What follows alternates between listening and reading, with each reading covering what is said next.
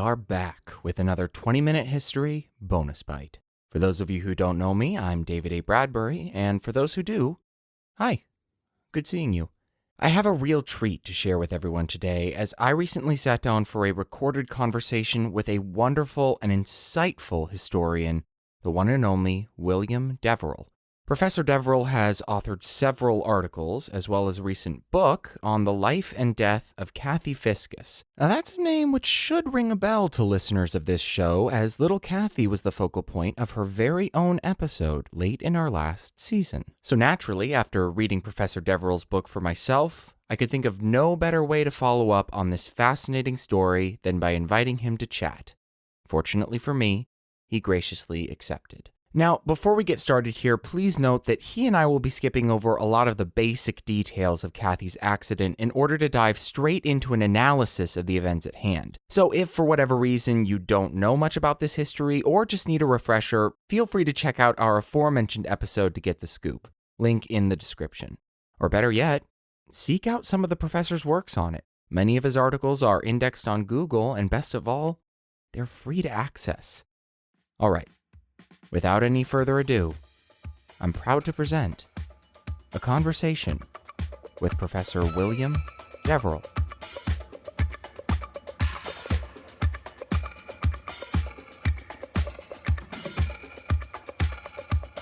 Okay, he is a professor of history at the University of Southern California, as well as the director of the Huntington-USC Institute on California and the West. And his new book, Kathy Fiscus, A Tragedy That Transfixed the Nation, is out now. Please welcome Professor William Deverell to the show. Professor, thank you so much for being with me today. Welcome to 20-Minute History. It's my pleasure. Thanks for having me, David. Oh, of course. Pleasure's all mine. So let's dive straight into the questions that we have for you here. As your titles would suggest, you have an expertise in the history of California and specifically on the details of the tragedy that surrounds Kathy Fiscus. And that is to such an extent that when I, speaking from personal experience, was writing my own episode for this podcast on Kathy, your name was everywhere to be found, either on source material that you had written or on source material that explicitly cited and mentioned you. I think it's safe to say that you've devoted a fair amount of your time and research into this event. And so I'm very, very humbled and happy to be able to talk about it with you today. But sort of as an introduction to our listeners, I'm hoping that maybe you can start us off by telling us a little bit about what specifically has captivated you about this story, right? Why have you given it so much of your attention? It's a very good question. I'm not sure I can completely answer it. If you do what I do, which is to study the 19th and 20th century American West, you encounter this case or this episode because it was extraordinarily well known in the spring of 1949. So I knew about it. And it's also very important to the history of American and worldwide media.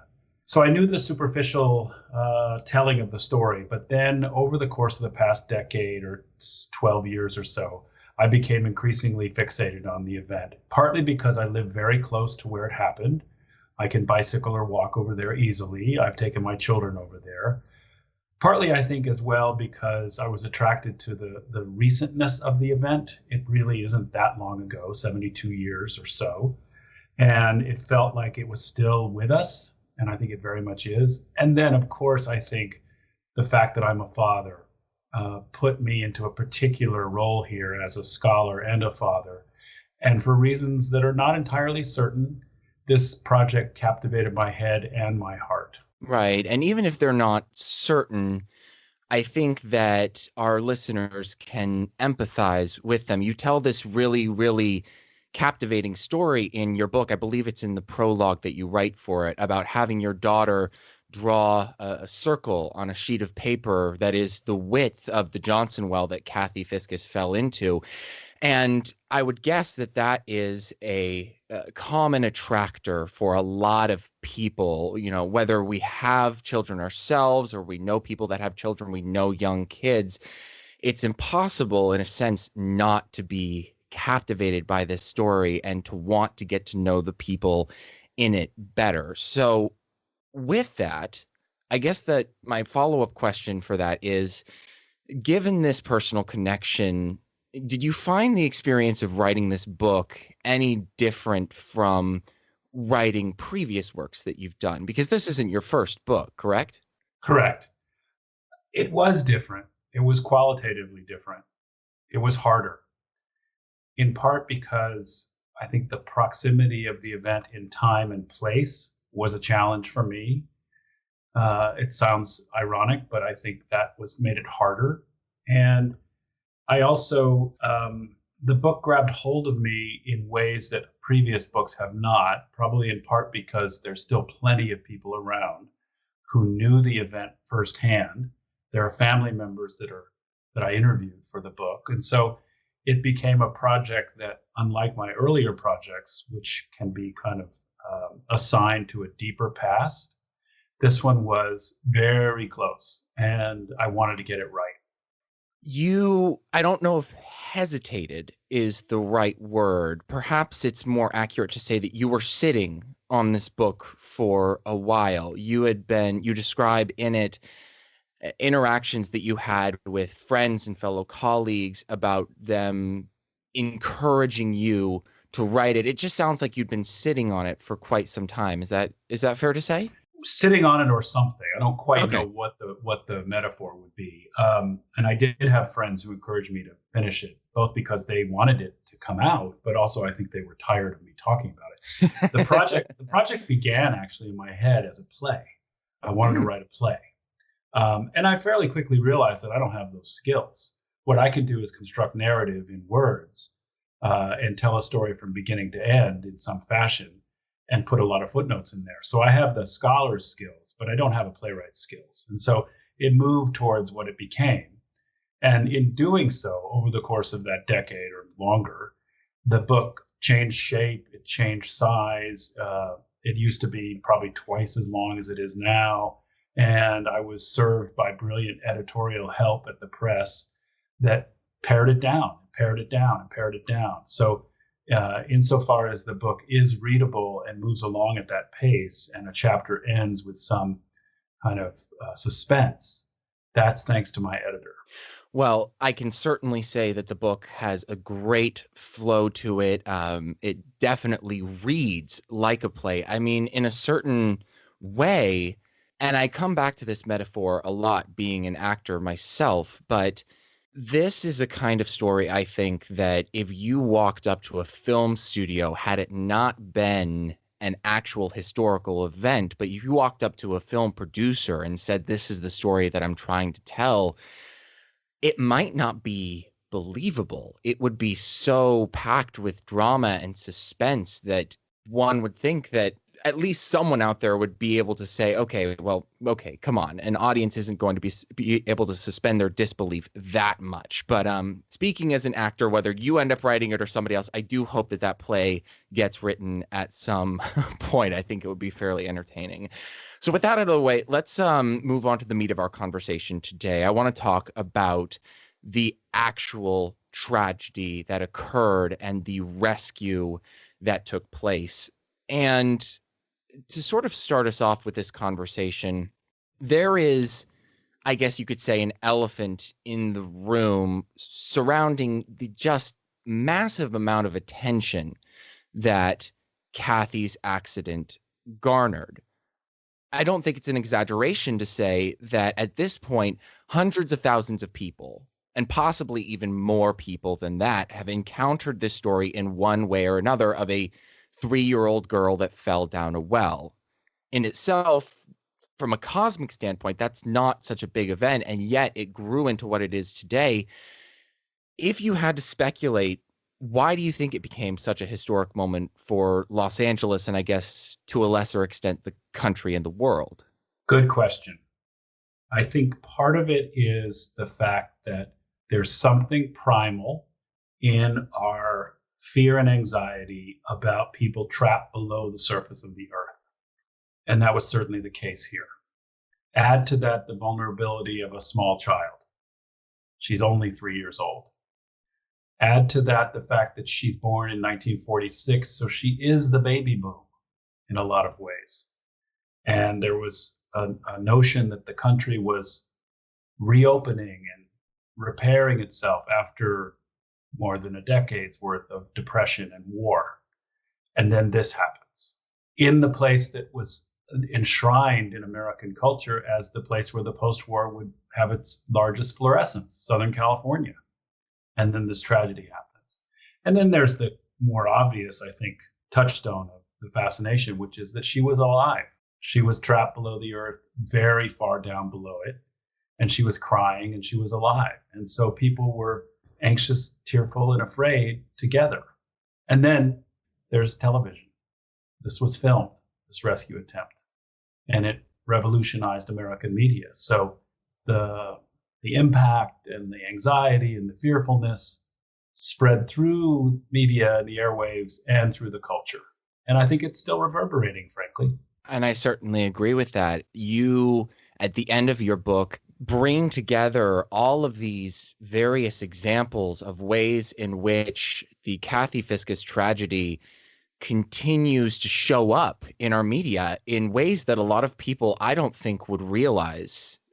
For me personally, for example, I had never realized that the old sort of joke about what's that, Lassie?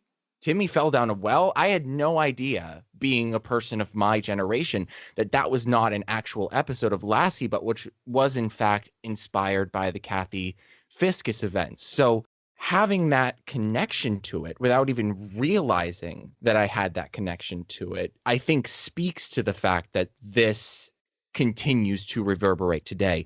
And we'll get to the media aspect of it in a second, but the sense that I'm getting from you is that these are all of these different factors unifying to create something that is not only perfect television, but is the perfect storm, I guess, in a way, to just attract all of these people to it. Speaking of those people, I suppose there are too many characters in this story to talk about them all individually. So with the men that worked on this rescue, I don't think there's any other word to describe them other than just miraculous, stupendous, some other synonym insert there. I think we've already touched on it a little bit, but in your research, did you find any sort of recurring motivations for why these brave, bold men would put their lives and limbs at risk for a girl that they had not previously known in any substantive sense? So I agree with you about your adjectives of the events or the men that attempted the rescue. They're heroic. There is a common thread. Many of them are fathers of young children. And so that certainly is part of the motivation. And they said as much at the site when they were interviewed. There's also the solidarity of work. These are men who many of them knew one another through their work lives, which were tough construction and ditch digging jobs. And so I think there's probably the community of spirit there that if my buddy is going to put his life at risk to try to rescue this little girl, I better do the same. And they do. So there's a kind of foxhole mentality here. And of course, many of these guys had been veterans in the Second World War. So they're drawn together by the urgency and also by their skill. They're good at it. And several of them, one in which I interviewed, he had 5 children at home and he was 25 years old. So he knew toddlers, he knew infants, he knew children, and he makes himself available at the scene. So sort of a weird follow-up question to that, and going back for a second to the idea that you had raised in response to the last question, which was the fact that we knew Kathy Fiscus was alive.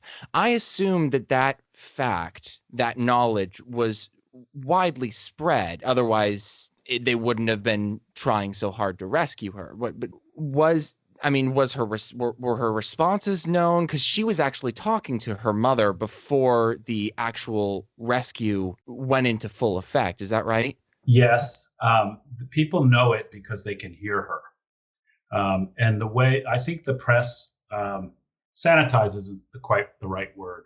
The press refers to her as speaking with her mother from down below. Her mother asks her, "Are you standing up, Kathy? Are you sitting down, Kathy?" And she responds. The press refers to her as crying, but eyewitnesses as well in the early moments or hours of the rescue attempt say that she's screaming. And so I think people can hear her. Do we have a sense of when she stopped crying? Because at a certain point she went silent, correct? Yes, she goes silent within about 2 hours of tumbling down that well, perhaps a little bit less than that. And the reason for that is said to be by the physicians on site is that she'd cried herself to sleep, and that she was just so terrified, and it's dark down there, that she nodded off. And so that's a wishful view of the event, and it turns out to be false. Right, because eventually I don't know if it was the autopsy report or speculation after the fact that had said that at some point on Friday evening after she had fallen down into the well, even before we get into the hours of Saturday morning, Saturday afternoon, she passed away, or at least that's what we think. Obviously, you admit in your book that we can't know. Correct. We can't know. The autopsy records are, far as I can tell, not around any longer. I've looked for them. But yeah, I think that's probably correct, is that she died not terribly long after falling in. And how she died became a point of some speculation and mystery as well. I now want to move on to another main character in Kathy's rescue story, right? We've talked about the men who risked their lives to save her, many of them fathers and work friends. Now we have to talk about the media that covered the event. One of the facts that you note in your book is that this is not the first live on-site news broadcast in history. I believe the first one of those had happened some years earlier, if I remember correctly, perhaps even pre-war period. But it was sufficiently ambitious, I think you would agree, to completely change the media landscape as we know it. And so what I'd love to do is talk with you a little bit about what immediate changes we can see to the television landscape after the Kathy Fiscus event, and maybe fast forward to today and ask you if we can see any of those changes still reverberating around, and if so, where? The immediacy of change because of this event is that it proves an experiment of live remote television news broadcasting can work.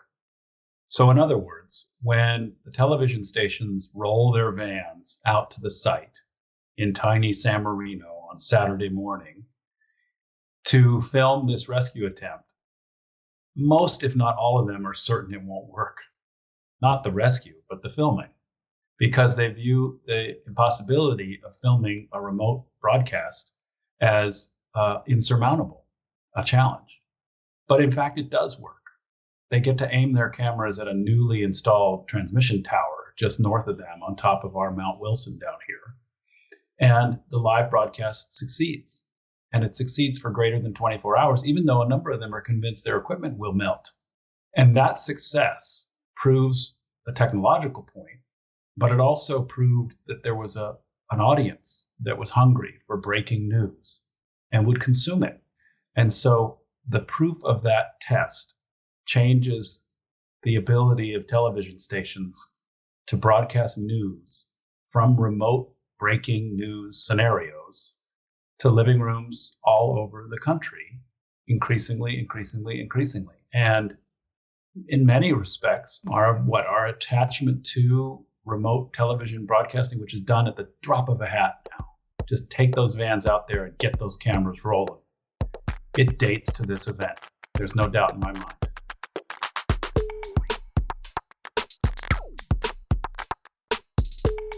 This conversation will resume after a quick word from one of our partner podcasts.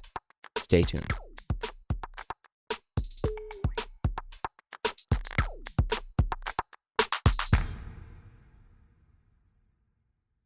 Hi, I'm Fearful Jesuit, host of The Paranoid Strain, a show that explains conspiracy theories to normal people.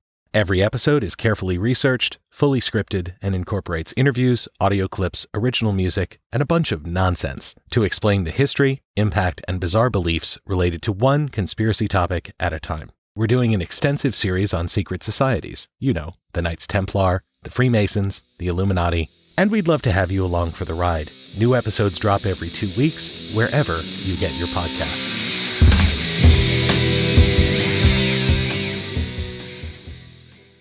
Links to support the Paranoid Strain are in the description. And now, back to the interview. The event itself, with all the chaos and all the crowds, it's a spectacle. There's no question. Now, it's a spectacle built of heroism and built of selfless attempts to save the life of a little girl. But it's a spectacle nonetheless. It's circus-like. So do we also date our fetish attachment to spectacular moments in media now that flit across our screens and our eyeballs to this event? Probably. I think that's a really interesting thought, because all the while researching this tragedy, there was a certain irony that continued to pop up in my own head, which is the fact that I was simultaneously wishing that this coverage had not happened while also being thankful that it did. This spectacle of which you refer is exploitative in some sense. I mean, I want to talk about David and Alice Fiscus in a little bit more detail a little bit later in our discussion, but one of the things on which you touch in the book is that even after this event, Alice Fiscus, either metaphorically or actually physically, keeps getting a microphone shoved in her face, asking for her reaction, asking what she thinks, when what you would hope from a humanistic standpoint is that she would be allowed, as a mother would want to do during this time, to grieve, to process, to take it all in. And that's where I suppose I get the sense of, I'm glad that this event was immortalized for posterity. And yet, from an interpersonal perspective, I feel very, very deeply for everybody involved. And again, I want to get into that in just a second. I do want to spend a little bit more time on the media, because I am personally curious about how this broadcast even happened. Now, we talk a lot about KTLA in the book, even though KTTV was also there. So there were two competing news stations on the ground. How did this 24-hour broadcast work? Because there was sort of like a trade-off between Bill Welsh and Stan Chambers going on. What else was at play here that you can tell? Well, in large measure, because it's just brand spanking new to try to think about doing this, they're making it up as they go along. They're interviewing people at the scene, mostly the workers. I don't think they interview the crowd very much, because the crowd is pushed back from the rescue site. But the truth is, we don't know, because the television broadcasts have disappeared in the ether of the airwaves, and they're not to be found, as far as I can tell. So in other words, the TV broadcasts were not filmed, which would have created what are called kinescopes, and then we could look at them, but they don't exist. So they were a little confused. They talked to their producer and say, like, what should we do for all this many hours? And the producer of the KTLA station said, more or less, follow each other's leads, chat, talk to people, look at the camera. Bill Welsh is a noted sportscaster already, so he's used to live action, which you have. But the other irony is that fairly quickly, all the action is below the earth, because they're down there digging. And so the television cameras are filming the mouth of the well, but the activity is down below. So there's a certain banality to what they're filming as well, I suspect. But everyone's on pins and needles in thinking she's going to pop out of there. They're going to get her and bring her out. So the cameras are trained on the holes they dig in false hopes that she'll be rescued. And one can only wonder why, in a sense, people were on pins and needles watching this. I mean, obviously, there is the element that there is a little girl, she's trapped underneath the earth, but that banality, one would think, would not make for very good television. I suppose perhaps that is my own reaction, coming from a very, very overly edited and dramatic, suspenseful prepared, staged atmosphere of television as we see it today, where almost nothing happens by accident and improv and making it up as you go along is gone with the wind.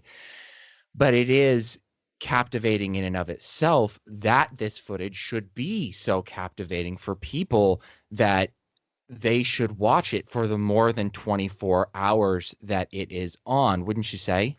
Yes, although I think the media also fills in some of that banality, I suppose, by fairly quickly identifying and ascribing characteristics to the workers themselves. So the media begins to, print media, radio media, television media, begin to kind of get to know these workers.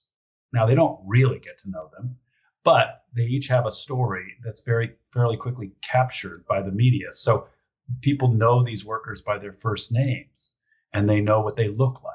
And they know that this one had served in the Marine Corps in the Second World War, and this one was part of a sewage contracting business in the San Gabriel Valley. And so that fills in some of the narrative gaps of what's going on below the earth. So as the workers emerge from the holes to take a break or get a bite to eat or a cup of coffee, the newscasters say, up comes Herb or Clyde or Whitey. And so people get to know those figures. Now, these kinescopes do not exist to our knowledge. I mean, they've been lost with history. There is newsreel footage, though, and Correct. that was unrelated to the TV broadcast. Correct.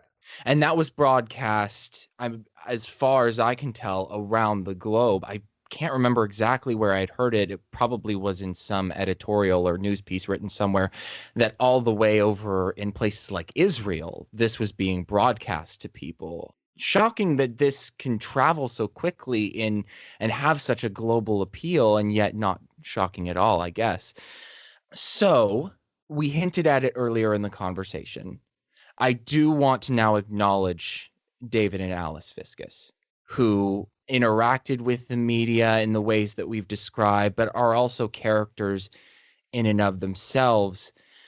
If the rescue was hard on those that watched it and on the men who put their lives at risk to go underneath the ground and do all of this boring work, boring as in into the ground, then you can only imagine how difficult it must have been on the parents. We have described these scenes, tableaus, I guess you could have called them, of Alice sitting in the car, just kind of watching, letting all pour over him.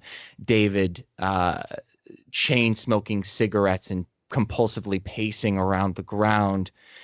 And even after this event finished, this was something that they were never, ever going to be able to get away from. Strangers were repeatedly recognizing them years after the fact for being the parents of this poor little girl. And even in years after, when more children would be falling down wells, reporters would be repeatedly seeking Alice for comment. And I can't imagine how difficult this must be to never be able to forget.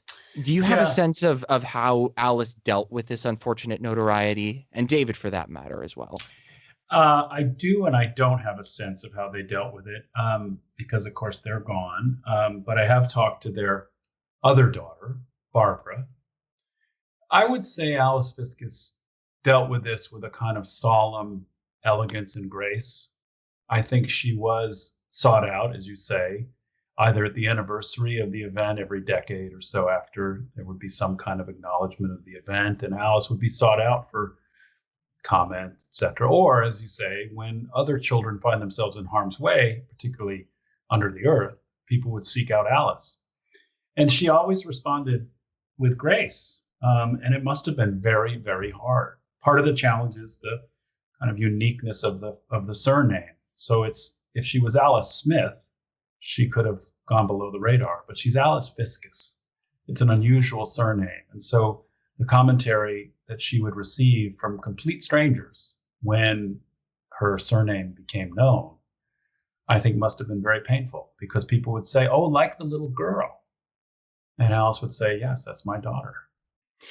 And she said, I think later in life, I believe in response to little Jessica McClure falling down the well, that this is something that she tried and tried and tried to forget, and yet it stayed with her all of these years.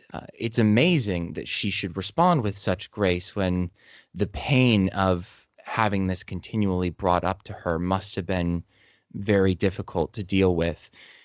You do have a very insightful quote at one of the end of your chapters that seems in a way related to this, which is that whenever a child is endangered, Kathy Fiscus will be conjured up again. I guess it's sort of an open-ended question, or a question that's open to interpretation, but do you think that's a good thing? What a good question. It's painful. It's painful for me because I'm so attached to this event for strange reasons, I guess. Alice Fiscus repeatedly said that though she had lost her daughter, she was convinced that any number of children and others had been saved by the example of this event, which in its wake left behind a series of laws across the country, if not further, that were to protect people from events like this. So laws that capped wells, for instance, or other water sources that were dangerous.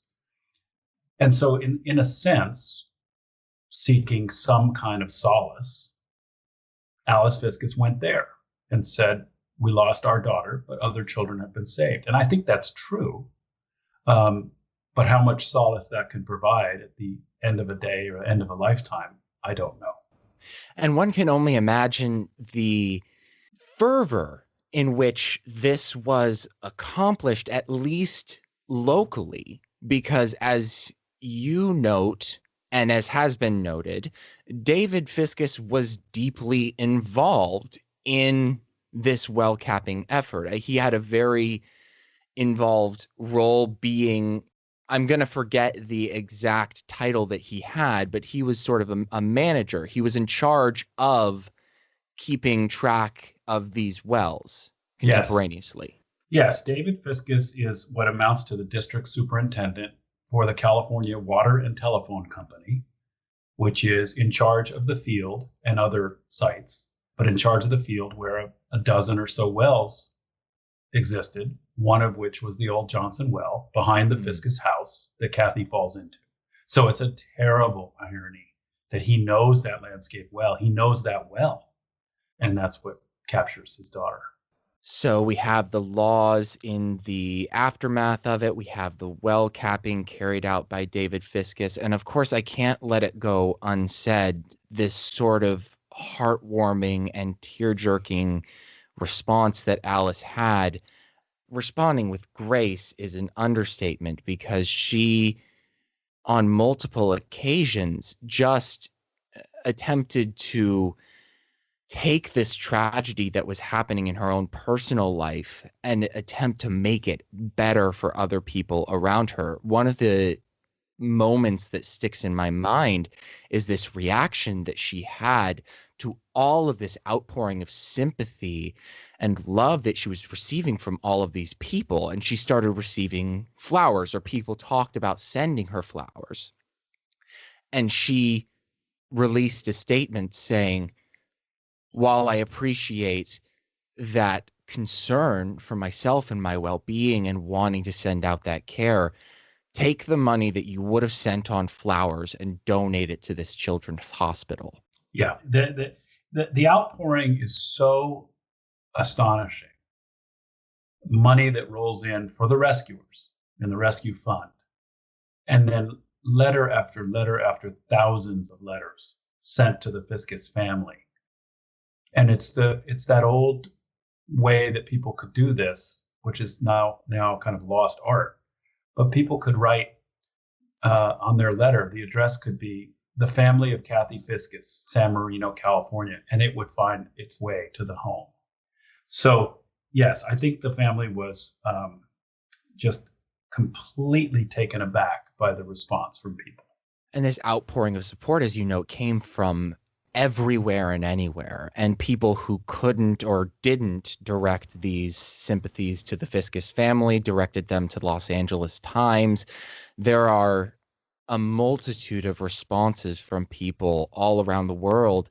And I think that in a way that is very encouraging, their responses mirror that in a way of Alice Fiscus of saying, let's not forget this tragedy that happened, and let's make it so that this never happens again, and that we extend our empathy even further than we already have to all of the children around the world. It's as fascinating as it is just truly inspiring. So with that said, I'd like to bookend our conversation and ask you just one more question about memory. As we've already noted, there are as many ways of remembering Kathy Fiscus, seemingly, as there are people to remember her. And I, in as much as I have looked into these memories, have been extremely encouraged by what I have seen in the sympathy, the empathy, the outpouring of support, as we've already noted. But asking you personally, as someone who has done all of this research and looked as much as one can possibly look almost into the tragedy, if you had a preference about what your readers would walk away with thinking about Kathy and the events, how would you like her to be remembered? That's a profound question that I don't know that I have an answer to. I think my answer would change year to year. I look upon the ways in which so many of those letters to the Fiscus family commented on either the pregnancy of the woman writing the letter or an expected pregnancy in the early years of the baby boom. And the fact that these women said, either I'm pregnant or if I become pregnant, and if I have a little girl, I'm going to name her Kathy. Just yesterday, a friend of mine said that his wife of 43 years was named for Kathy Fiscus, and I had no idea. So the power of that to change the ways in which Americans named their little girls in the early 1950s is very profound to me, because it meant that in some way, these names given to these little girls were in memorialization of the one who was lost. And that's a very powerful thing to me. So I would like people to get that and think about that. At the same time, this is a very local history. And I want, as a historian, I want people to understand the cycles of history in that landscape, all the water below the earth, why that well was dug in the first place, what the indigenous community was all about prior to contact with the Spanish, what the Mexican period was about, what the growth of Southern California in the 20th century meant.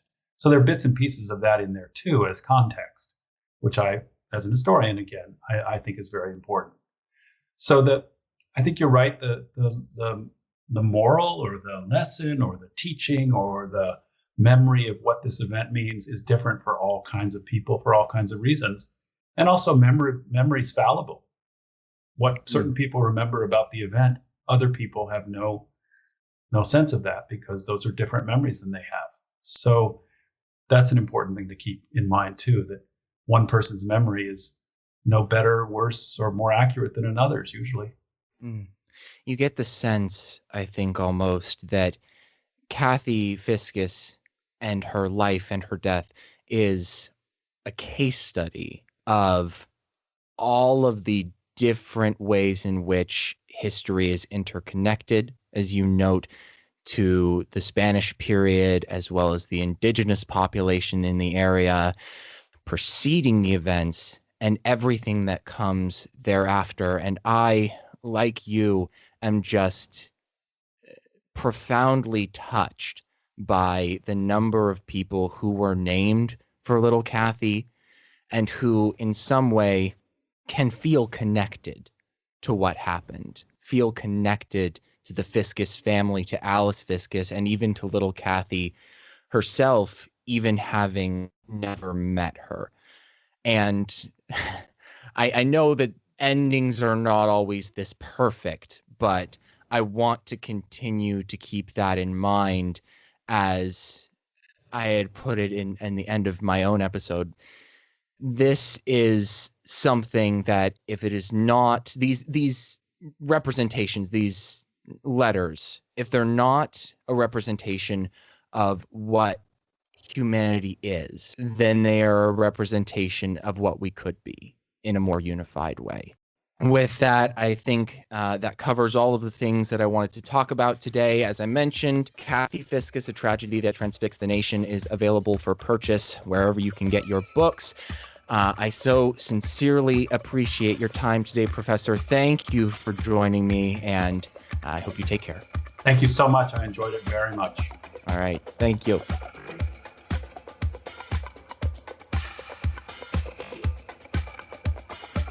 That's all for now, everyone.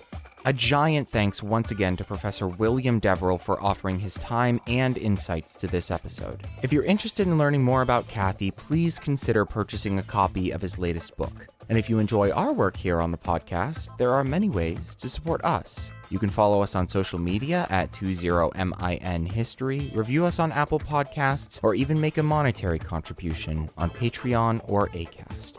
Find the links for all that and more in the episode notes. As always, I've been David A. Bradbury. Thank you for listening, and I'll see you next time.